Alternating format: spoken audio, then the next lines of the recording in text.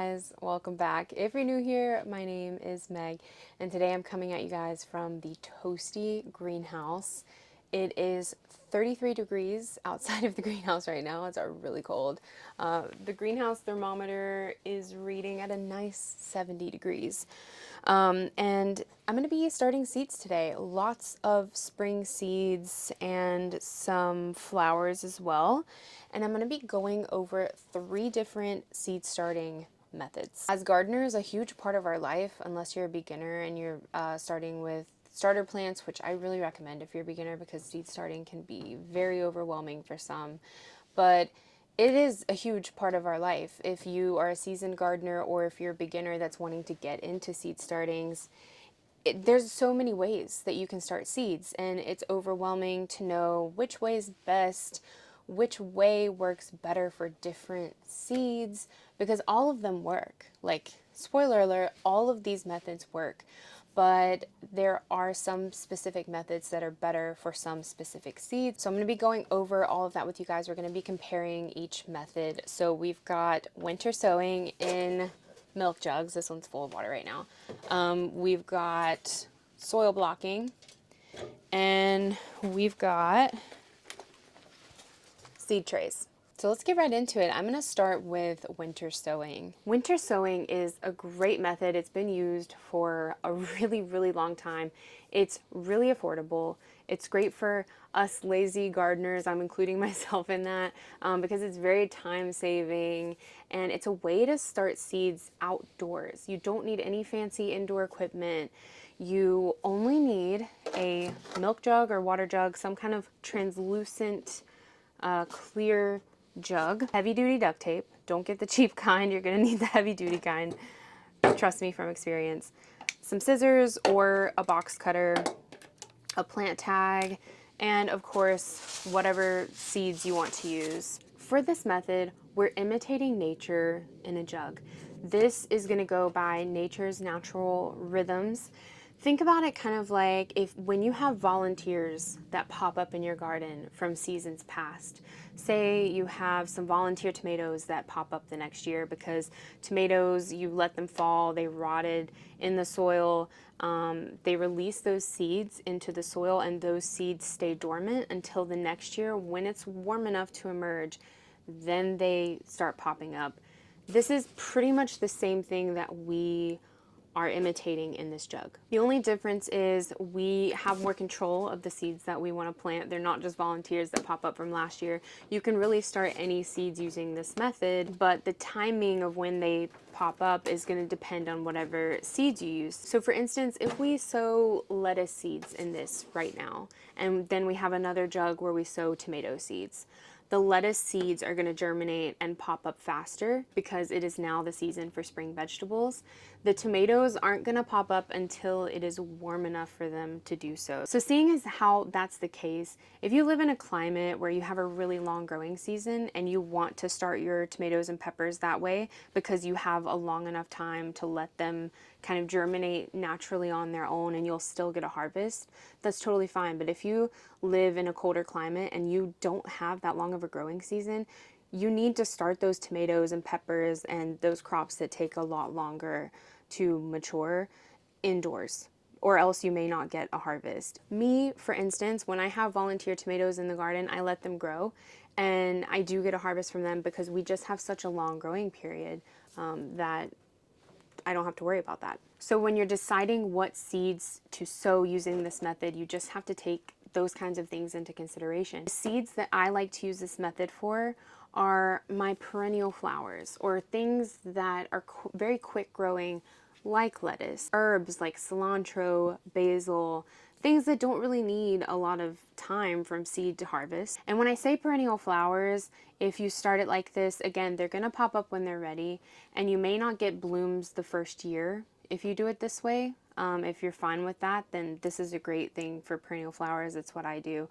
But if you're wanting blooms the first year with some flowers, because some flowers, they do take a little bit to get established, they may not bloom the first year. Some other perennial flowers are really quick bloomers, so it just depends on what seeds you're talking about. But if they take a while to bloom and you want them to bloom the first year, then I would start them indoors and get them going on a heat mat, get them under some grow lights, get them going so that they have a better chance of blooming the first year. Today I'm going to sow some quick growing spring veg in here, like lettuce, arugula. I might do some cilantro. We'll see. Another benefit to this method is there's no hardening off because the jugs are already outside. They're already going to be acclimated to the outdoor temperature and weather, so no hardening off is needed. They can go right into the garden once they are ready to come out of here. To create our jug, we are gonna make a cut about a third of the way up. It's up to you whether you want to take the whole top off or you want to leave a little hinge. Most people leave a little bit of a hinge, but sometimes I find that's kind of hard to do, so I usually end up just cutting off the whole top. Can we do it hinge? There we go. Okay, I did it. It's probably gonna break off, but that's okay. Flip it over, and we're gonna, you can use a drill bit if you want. I just use this box cutter, and we're gonna make some holes in the bottom. These are gonna be our drainage holes, and this is really important because our jugs are gonna be out in the elements. They're gonna be exposed to rain. They're gonna be exposed to snow, whatever. So they need a way to drain excess water. I usually do about 4 or 5 of these holes all the way around. Once you've got your holes, let's flip it back over, and we are gonna fill this with potting mix. We're not gonna use seed starting mix for this because this is gonna be nurturing our seedlings the whole way through. We're not gonna be up potting. We're gonna plant them once, and then when they're ready, they're going right into the garden. So we're gonna use potting mix so that those seedlings get a little bit of nutrition. Make sure that your potting mix is pre-moistened. We want it a little bit damp, not too wet, not too dry, just right. And go ahead and fill this. So I know I said lettuce, but as I was going through these seeds, I changed my mind. I have this that I've never ever tried before. It's called mosh or mache or mash. I don't know how to say it. A wonderfully nutty tasting salad green that grows in cool conditions and is never bitter. Also called corn salad. I've heard of corn salad. I'm going to do another jug as well, and I totally forgot that I bought these, and I'm really excited about these. So this is a red and yellow Wonder Blend strawberry from Botanical Interest. They are alpine strawberries, and it's called red and yellow because I guess some of the seeds are the white variety and some are the red variety.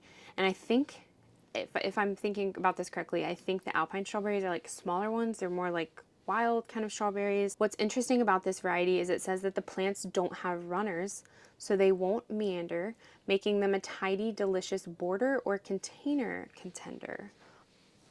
Forgot to tell you that the mosh or corn salad is from Kids Seed Company. I really, really love the seed company. They're a local family-owned business.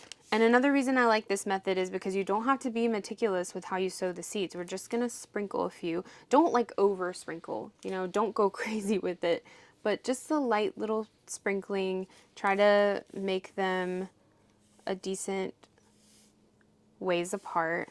So we're just gonna lightly sprinkle. And we can always open these up and thin these out before we transplant if you want to. Now that we've got the seeds in here on top, I'm just gonna lightly push them into the soil with my fingers. Now don't forget to put a label on the inside and label the outside. If you just label the outside, it's probably gonna wash off and you don't know what you planted. Little tip if you didn't know already, pencil for your tags, not Sharpie. Sharpie will rub off. Pencil lasts all season. It's forever. Don't ask me how that works because I don't know. Put it back on, and we're gonna grab our duct tape.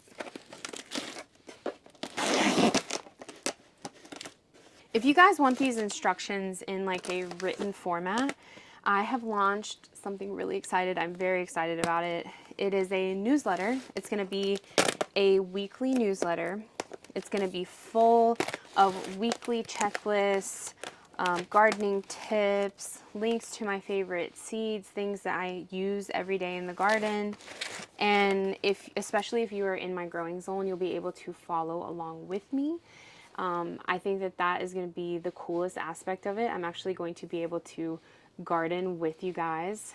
I started a Discord server that has a newsletter channel so that you guys can ask me any questions that you have about the newsletter in that channel. I think it's going to be a really fun opportunity for us to all garden together, and I'm excited for this journey all year long. Don't forget to take the cap off. We don't need the cap. We want this top to be open because when it rains, that is how this baby is going to get watered.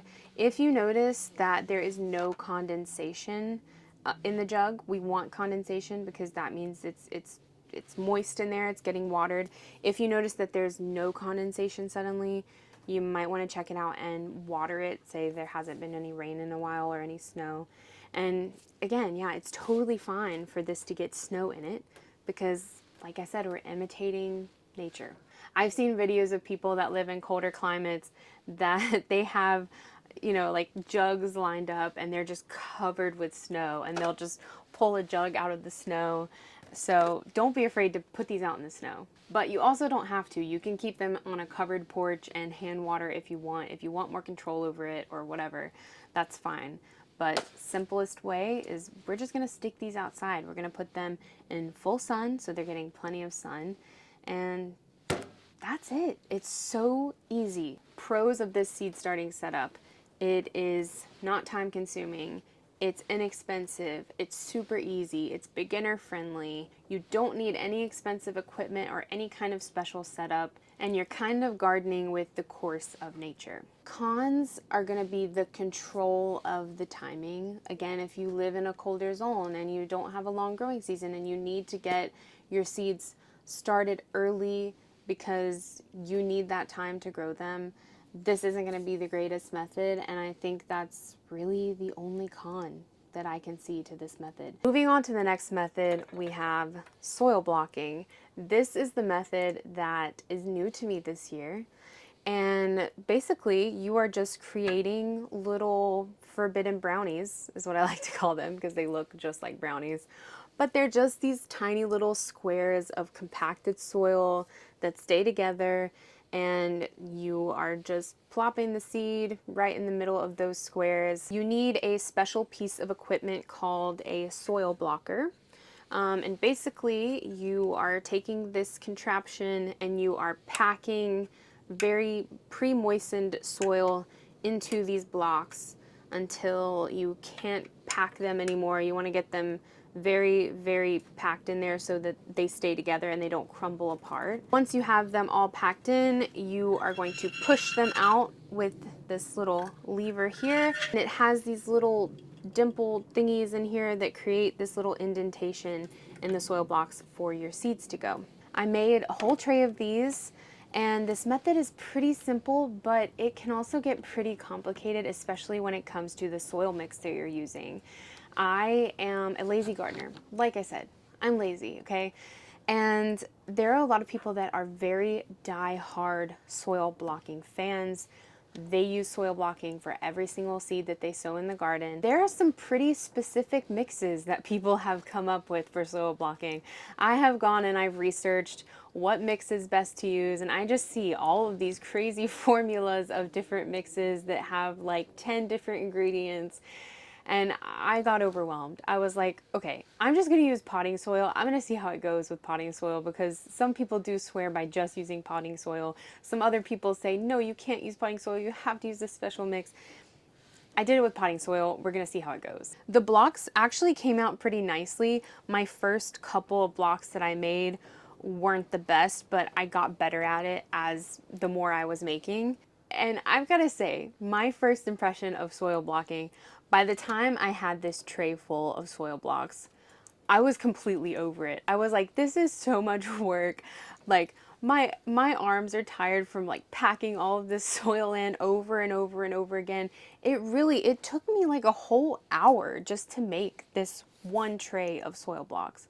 So I couldn't imagine sitting in here all day making soil blocks. No hate to anybody that soil blocking is their preferred method because it is an incredible way to start seeds and there are a lot of benefits to it. A benefit that drives a lot of people to soil blocking is that it doesn't require any plastic trays. A lot of people are trying to get away from plastic in general, which is totally valid. I've got these soil blocks sitting in a plastic tray, so I'm not really, getting away from that much plastic. It's still on plastic. A lot of people use different material trays. Like I said, there's people that are so diehard about this, and they have these amazing trays that aren't made out of plastic. If you're somebody that's really wanting to move away from plastic, this is a solid choice. You've got this with metal, no plastic. If you can get your hands on those trays that don't have any plastic, then you can totally take plastic out of your seed starting. Another thing is it air prunes the roots. So in traditional seed starting trays, the roots don't get an opportunity to air prune and they can quickly become root bound because there's nowhere for those roots to go and they're not getting a lot of aeration to the roots. With these soil blocks, as the roots grow and they reach the edge of the block, they just air prune right off, which makes for a much healthier plant. So with all that air pruning, this automatically makes soil blocking a really good option for those plants that do not like root disturbance. And they don't do well in trays because when you're taking plants out of those traditional seed trays, you're disturbing the roots a little bit. And so this is great because you're not disturbing the roots at all. So what I have here are some flowers that I started that don't like root disturbance. We've got some hollyhocks in here. I've got some mullein, I've got some dahlias, and then I also have some artichokes and fennel that I am gonna try out with this method. I've got a lot of pros to this method. Some cons are that it's very time consuming.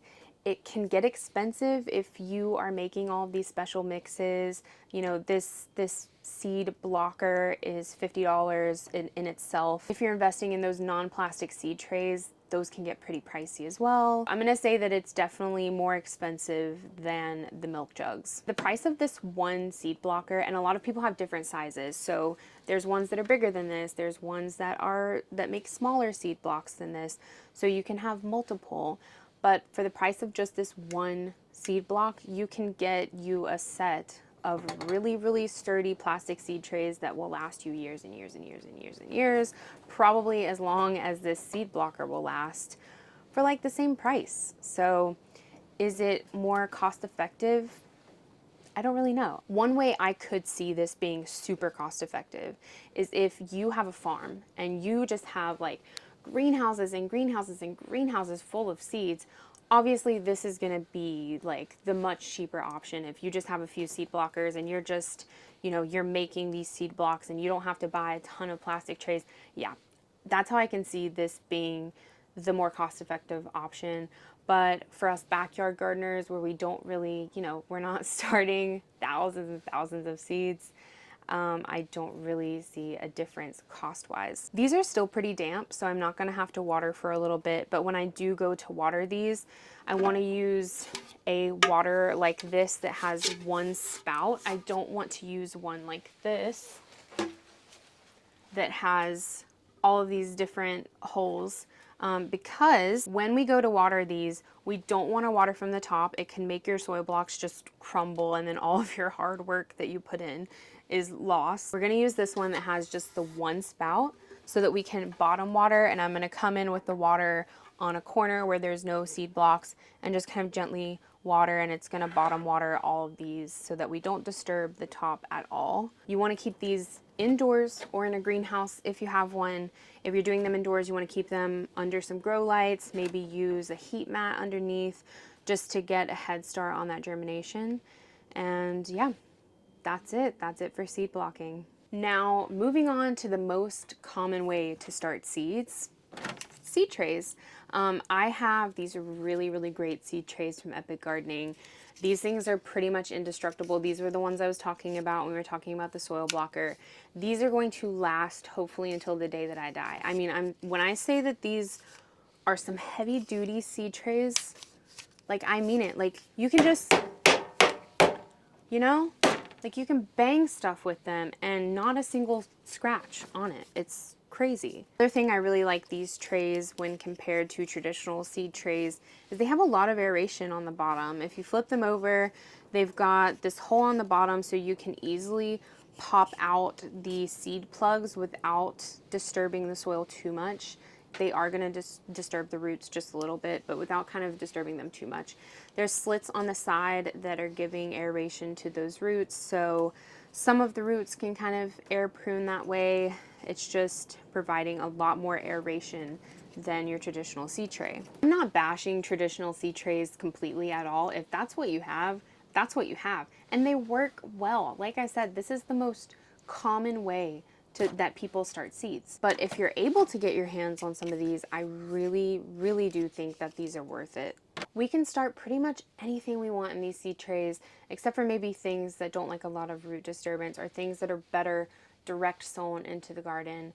But I'm going to be pretty much starting all of my spring vegetables in these seed trays. So I'm going to be starting broccoli, cauliflower, cabbage, kale, things that I am not starting indoors at all, and they're going to be direct sown out into the garden are going to be peas, carrots, radish, turnips, beets. Lettuce does well direct sown into the garden, although I'm going to be doing lettuce in the winter sowing jugs. And very soon, my friends, we're going to be starting our summer seeds indoors, but not quite yet. I'm going to give it a couple more weeks to get those going. Right now, I'm just focusing on our cool weather spring crops and all the other things that I just planted, like some perennial flowers that are going to take a little while to get going. For the seed trays, we're not going to use potting mix like we did for the jugs and the soil blocker.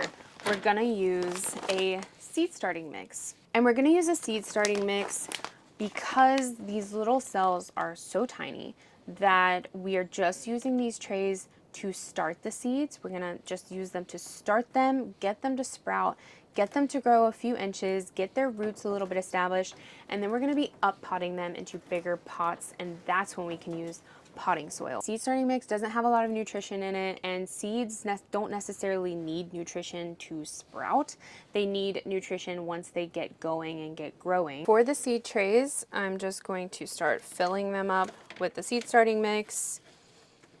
I'm going to push the soil into each block, but just don't compact them too much.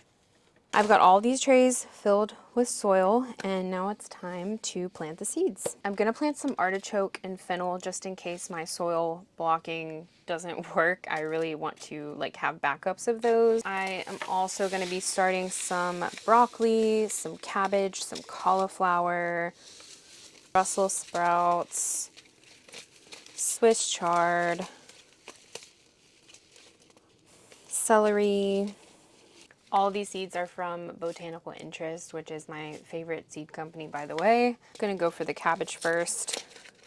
I'm gonna plant out these seed trays, and I'm gonna follow the package instructions to see how deep to sow the seeds. And I think I forgot to mention that with the jug and the soil blocks. You're just gonna sow the seeds based off of what seeds they are, and just follow the package instructions. This is cabbage, and it says 1/4 of an inch of depth, so that's kind of barely in there.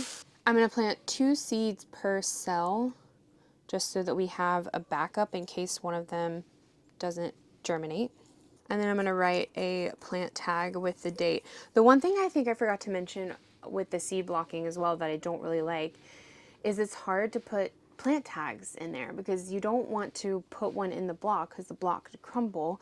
So what I had to do was just take a picture of the tray, and I went on my phone and just kind of edited the photo and wrote in what I had planted in each block, because I don't know how else to do it. If you guys have a tip for labeling your seed blocks, please put them in the comments. I'd love to know. Pros about the seed starting trays.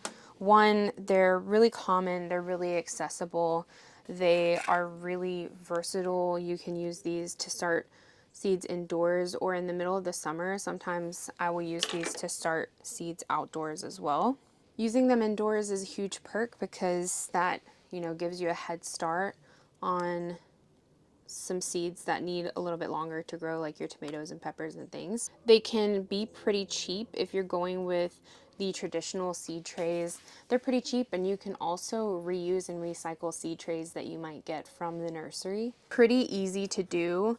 Filling these seed trays only took about 10 minutes. Can easily label what you're sowing with plant tags that can just slide right in. Cons are that your roots don't really air prune as much. Even with these seed trays, I mean, they're not completely open like with the soil blocks, so there is, you know, still a chance that your roots can become root bound, and they can become root bound very quickly. That's why we always start off with the seed starting mix, because these aren't going to be in these seed trays for very long. They're going to have to be up potted very soon, because we don't want to suffocate those roots and, you know, eventually have an unhealthy plant. While it's easy to start these seeds in seed trays, I think that the upkeep and, you know, having to repot them and change out the soil and all of that, you know, it can get kind of tedious. And a lot of people up pot like everything that they start in seed trays, but for me,